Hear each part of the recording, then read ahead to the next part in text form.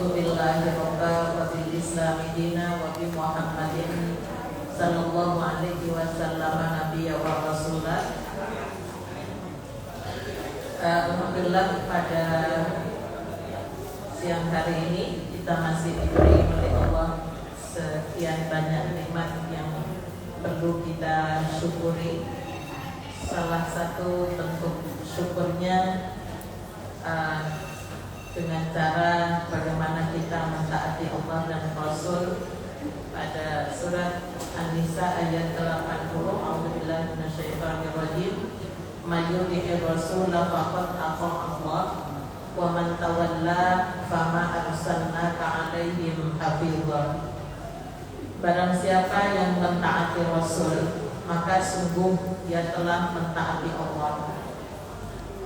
Sama dengan yang mencintai Rasul, mencintai Rasul juga sama dengan mencintai Allah. Itu satu paket yang tidak bisa dipisah.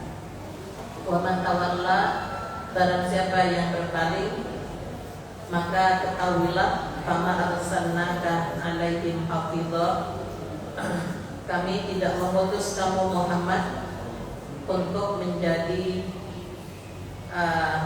pemelihara bagi mereka. Artinya kalau tidak taat kepada Rasul, ya itu bukan tanggung jawab Rasulullah, karena Rasulullah telah menyampaikan dalam bentuk firman Allah 30 juz. Kemudian ada hadis-hadis yang menjadi penjelas dari apa yang kita tidak pahami dari Al-Quran. Bapak Ibu serta saudara yang dirahmati oleh Allah, hari ini akhir dari bulan Rabiul Awal. Besok hari ini akhir Rabiul Awal, akhirnya. Sekarang mau besok lupa saya. Di mana sudah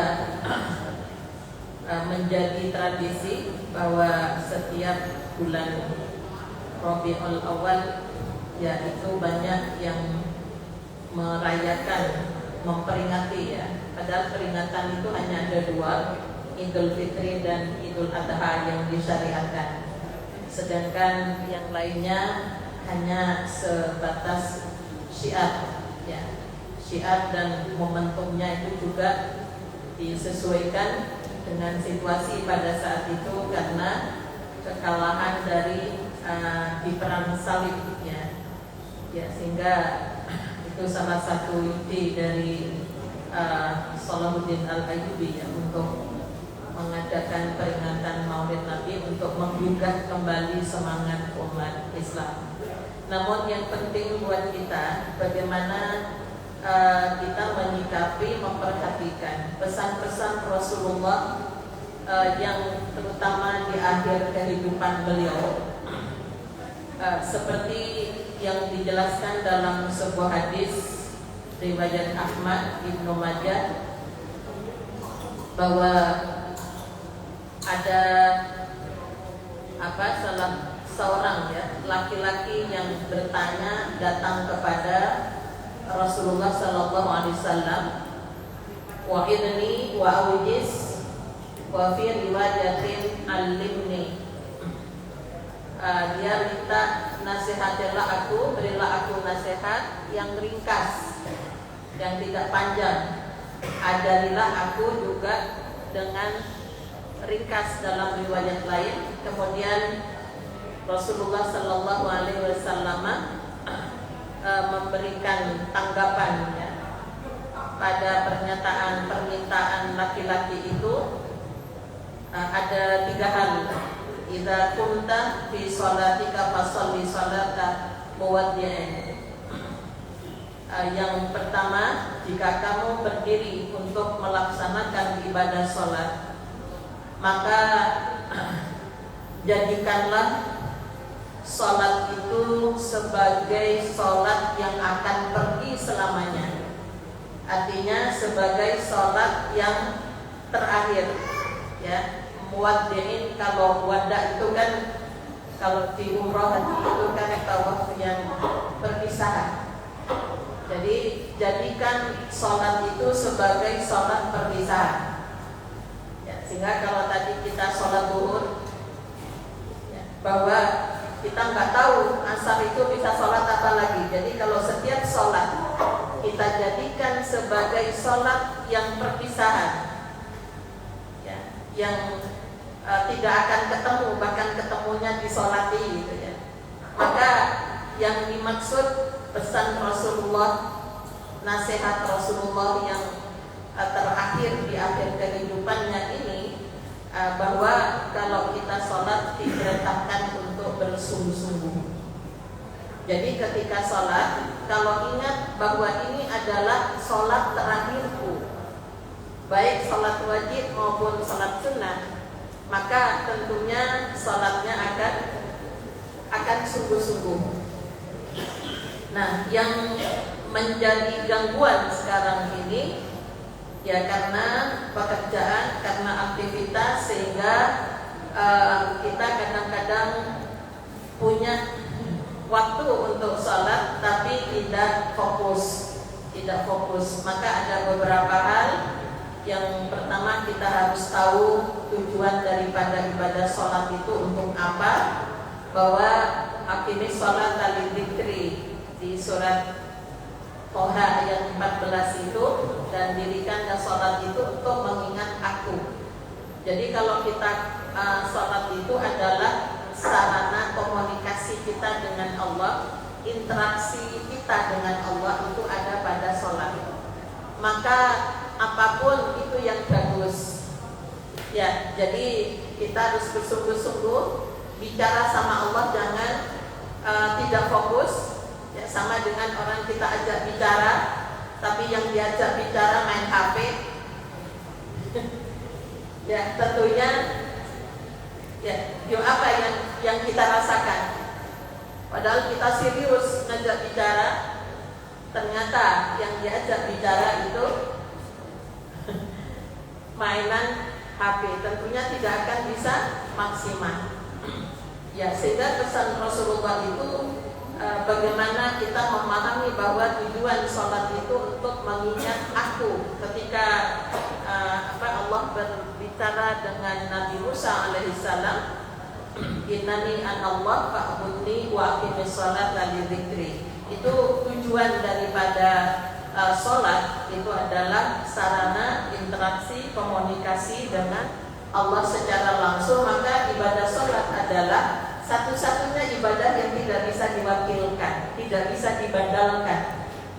Jadi dalam kondisi apapun, ya, sakit atau dalam keadaan bahaya apapun, sholat ini tidak bisa ditinggalkan dan tidak bisa diwakilkan. Maka Allah memberikan rusuhnya. Ya, jadi kalau kita kembalikan bahwa Islam itu agama fitrah, fa'aqim wajhaka lid-dini hanifah, artinya sejalan dengan fitrah manusia. Manusia punya kebutuhan, punya kesibukan, ya, ada yang bepergian jauh, ya, maka Allah memberikan yang 4 rakaat jadi 2 rakaat, bukan bacaannya yang diringkas. Ya, ini kalau sudah bacaannya yang diringkas, ya barangkali Allah nggak paham dengan apa yang kita minta, karena kesusu-susu, ya. Jadi maka jumlah rakaatnya yang dikurangi, yang tidak bisa menggunakan air maka diganti dengan tayamum. Ya, jadi kalau banyak perbedaan bahwa tayamum itu dengan dengan shahid dan thayyiban. Jadi kalau di Muhammadiyah kata shahid itu permukaan yang di tempat itu pasti ada debunya, tapi ada yang tidak mau, yang harus bawa pasir. Jadi walaupun naik pesawat apapun, jadi harus membawa gitu, ya. Itu cara memahami. Tapi kalau di Muhammadiyah di tarjih, shahid itu adalah yang ada di permukaan itu pasti ada unsur tanahnya. Nah, kemudian yang kedua, kita pahami fungsinya sholat. Jadi fungsi sholat itu berbeda dengan tujuan. Kalau tujuan sesuatu yang akan diraih, ya, di dalam surat Al-Ankabut, ya, inna sholata tanha 'anil fahsya'i wal munkar. Surat Al-Ankabut itu kan diawali dengan bahwa manusia di dalam kehidupannya itu pasti mengalami ujian. Tidak ada satupun manusia yang tidak diuji. Jadi kita dalam hidup itu dalam rangka untuk menjalani ada ujian-ujian dari Allah untuk naik kelas. Bahkan di surat Al-Ankabut itu kalau ujiannya ini jawabannya ini, kalau ujiannya soalnya begini maka jawabannya seperti ini. Jadi intinya kita disuruh belajar. Nah, salah satu solusi untuk memiliki kekuatan di dalam menghadapi ujian-ujian di dalam kehidupan karena ingin diangkat derajatnya, maka ada dua di situ. Utsruma uhiya ilaika. Bacalah apa yang kami wahyukan kepadamu dengan tilawah Al-Quran, ya, dengan mengkaji supaya tahu kalau soalnya ini jawabannya ini. Ya, itu di surat Al-Ankabut itu bukan tujuan sholat, tapi itu fungsi daripada ibadah sholat. Yang kedua, ya, wa aqimis sholat. Yang kedua lewat sholat. Jadi salah satu untuk menguatkan agar supaya kita bisa menjawab dengan tenang kalau diuji oleh Allah, maka kuncinya tilawah Al-Quran. Jadi pahami Al-Quran itu, dikaji Al-Quran itu. Yang kedua, wa aqimis sholat, karena fungsi daripada sholat itu tanha 'anil fahsya'i wal munkar. Itu dapat mencegah perbuatan keji dan munkar. Jadi keji itu perilaku-perilaku yang mengarah kepada kebinatangan. Kaitannya dengan sikap sini, sikap sana gitu ya. Jadi untuk itu maka Rasulullah dalam hadis yang diriwayatkan oleh Tabrani, malam yantahi sholatuhu 'anil fahsya'i wal munkar lam yazid min Allahi illa bu'dan. Barang siapa yang sholatnya tidak dapat mencegahnya, ya, dari perbuatan keji dan munkar, itu tidak fungsional sholatnya, maka tidaklah dia mendapatkan tambahan sesuai apapun dari Allah kecuali hanya menambah jauh. Jadi walaupun sholat tapi jauh dari Tuhannya. Kemudian di surat Al-Ma'arij itu ya, fungsi sholat itu manusia itu punya potensi bawaan sebagai manusia. Ya. Jadi yang harus dikendalikan, innal insana khuliqa halu'a. Manusia itu diciptakan sebagai makhluk yang dua sifat menjadi satu halu'a itu. Ya, yang pertama adalah keluh kesah, sambat, yang kedua medit. Jadi halu'a itu dua karakter yang menyatu. Nah, idza massahu syarru jazua. Bila mana ditimpa kesusahan, ya semua diceritai, semua disambati. Tapi wa idza massahu khairu manua. Kalau diberi oleh Allah kenikmatan, kegembiraan, dia tidak akan berbagi dengan yang lain. Ya, illal musallin, kecuali ya orang-orang yang sholat. Jadi orang yang sholat itu akan bisa mengendalikan dua sifat bawaan yang itu tidak baik bagi manusia. Alladzina hum ala sholatihim daimun, yang sholatnya itu dawam. Daimun itu terus berkesinambungan. Ya, jadi setelah kan banyak orang yang sholatnya bagus tapi di luar untuk urusan kemanusiaan nggak bagus. Ya, jadi kalau bagaimana sholat itu ditegakkan dari takbiratul ihram Allahu Akbar, kemudian diakhiri dengan salam. Jadi habis sholat zuhur ke asar, berapa orang yang sudah kita selamatkan? Atau jangan-jangan menyelamatkan dirinya aja nggak bisa. Ya, jadi kalau orang yang tidak jujur itu kan berarti dia mendolimi dirinya sendiri. Padahal minta kepada Allah diselamatkan dan berjanji untuk menyelamatkan orang lain. Maka kalau semua jamaah ini adalah beraktivitas, bekerja, mencari karunia Allah. Yang kedua, ya, yang jangan sampai tidak ada pada diri kita, bahwa kita ditugasi oleh Allah untuk menyelamatkan orang lain. Itu adalah sebuah kewajiban di dalam agama sebagai sholat yang fungsional, ya. Kemudian di dalam surat An-Nisa ayat 103, inna sholata kanat 'alal mu'minina kitaban mawquta. Jadi fungsi daripada sholat itu melatih disiplin. Ya, jadi kalau kita berjamaah, disiplin diri, disiplin pada orang lain. Maka kalau imam, kita kabaral imam fakabiru, kalau imam takbir ikuti takbirnya. Ya. Kemudian kalau imamnya yang salah, maka makmum mengingatkan. Cara mengingatkan antara laki-laki dan perempuan berbeda. Ya.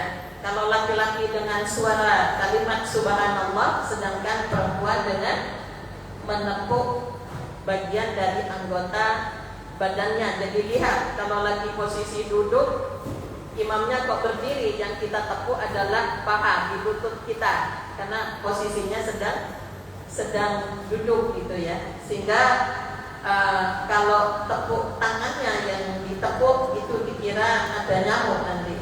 Jadi karena pasti suaranya itu berbeda. Ya, jadi ini hal-hal yang penting, bahkan untuk supaya sholat itu menjadi sholat yang terakhir, kita khusus di surat Al-Isra itu ya 110, ya, bahwa di dalam sholat itu ada nama-nama Allah, ada Asmaul Husna. Jadi titik tekannya ketika kita minta, di Al-Fatihah ada berapa Asmaul Husna. Sebutlah Allah, mintalah kepada Allah. Ketika bilang warzuqni, berilah aku rizki ya Allah. Rizki yang kita butuhkan saat ini berbeda dengan nanti sore, berbeda dengan nanti malam.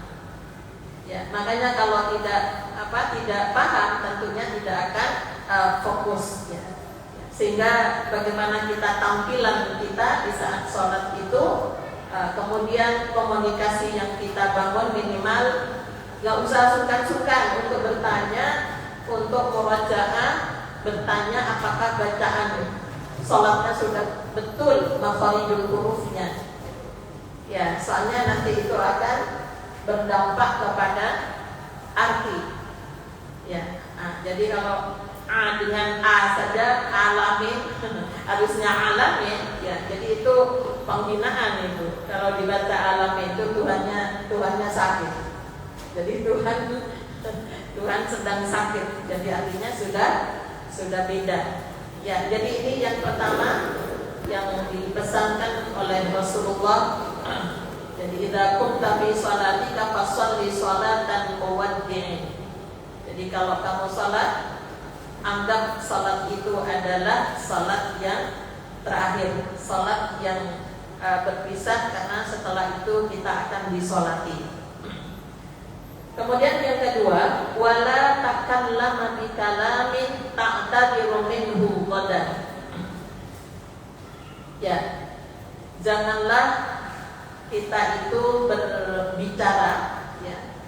Artinya berbicara yang di situ akan memunculkan besok kita menyesali, besok kita minta maaf. Ya, contoh kalau ini sebenarnya terkait dengan akhlak ya di dalam berkomunikasi sesama muslim terutama, walaupun dengan non muslim kita itu juga tidak boleh gosip gitu ya. Jadi karena tugas kita adalah saling mengingatkan. Salamatul insan fi hifdzil lisan. Kemudian man kana yu'minu billahi wal yaumil akhir falyaqul khairan. Ya, katakan yang baik, walaupun baik. Kalau tidak bisa berkata baik, lebih bagus diam. Ya. Jadi Ini Rasulullah mencontohkan ya kepada seorang ibu ketika berbicara dengan anaknya. Ini juga wala takallama bi kalamin ta'tadiru minhu ghadan. Disuruh berhati-hati bicara dengan anak perempuannya. Kenapa kok anak perempuannya? Karena anak perempuannya itu nanti yang akan melahirkan generasi berikutnya. Kalau si ibu ngajari bohong kepada anak perempuannya, maka dia juga akan menularkan kebohongan kepada anaknya. Ya, atau seorang yang kepada anaknya sendiri dengan mengatakan istilahnya nakal, terkutuk kamu, semoga Allah melaknat kamu dan sebagainya. Itu jangan sampai keluar kata-kata itu. Masalahnya kalau Allah tidak mencabut, ya Allah tidak mencabut apa yang kita ucapkan, yang rugi adalah kita sendiri. Ya, jadi ini hal-hal yang kenapa kok difokuskan kepada perempuan, ya karena perempuan gampang mengeluarkan kata-kata, ya apalagi dengan menuduh orang yang baik-baik dengan tuduhan yang itu tidak benar. Itu juga kalau kita mau minta maaf, besok bisa minta maaf, tapi yang punya Allah itu belum tentu memaafkan gitu ya, belum tentu memaafkan. Karena apa? Disitulah lebih berhati-hati dalam urusan manusia. Yang ketiga, wajibnya lihat sabima mimma fi aydin nas. Dan jangan sampai mengharapkan apa yang dimiliki oleh orang lain. Jangan kepingin terhadap sesuatu yang itu milik orang. Dengan sikap misalnya di dalam surat Al-A'la itu, ya, wallazi qaddara fahada. Allah telah menentukan ukuran masing-masing. Ya, jadi ada yang diberi nikmat oleh Allah, ukurannya macam-macam. Ya, ada yang mendapatkan nikmat, kadang-kadang terus terucap, harusnya kan saya itu. Ya, misalnya ada yang naik pangkat, loh kok bisa dia ya? Kan harusnya saya yang naik. Yang lebih senior, yang lebih apalah. Nah, itu kalau Allah sudah memberikan kepada orang, makanya Allahumma la mani alima a'taita wa la mu'tiya lima mana'ta wa la yanfa'u dzal jaddi minkal jaddu. Ya, sehingga kalau ada teman yang mendapatkan nikmat walaupun masih belum waktunya, kita doakan malah mudah-mudahan dia bisa amanah terhadap nikmat yang diterima. Jadi jangan mengembangkan yang namanya penyakit, ya, penyakit. Saya kalau sekarang ini lagi berpikir ini, kalau undang-undang kesehatan itu kan sehat itu ada 4 ya kita ya, sehat jasmani, rohani, sosial, spiritual. Jadi rumah sakit rohani itu masih belum ada. Kalau rumah sakit jiwa ada. Ya, yang termasuk penyakit rohani itu yang mana? Ya, sifat-sifat yang kalau ada temannya dapat nikmat kemudian iri, ya, apalagi kalau sudah masuk ke tingkat duki. Sebentar lagi ya, pilkada ini sudah mulai saling memfitnah satu sama lain, ya, supaya itu sudah mulai. Itu sakit rohaninya. Ya, jadi kayaknya harus ada dokternya dulu ya. Jadi sebelum buat rumah sakit. Saya kemarin ke majelis kesehatan sama MPKU mau buat apa rumpun kliniknya, klinik rehabilitasi rohani. Kenapa? Orang yang suka wadul-wadul, suka memfitnah, itu rohaninya sakit. Syukur bisa berkembang ke sehat sosial. Sehat sosial itu yang seperti apa? Orang medit itu sakit sebenarnya. Makanya kalau saya ngajar yang di kesehatan itu, ya, jadi sebelum mengobati orang lain, Anda harus sehat dulu. Ya, jadi sehat spiritual. Contohnya apa? Ya, buang sampah sembarangan. Itu sakit spiritual. Enggak sholat itu juga masuk kan ya.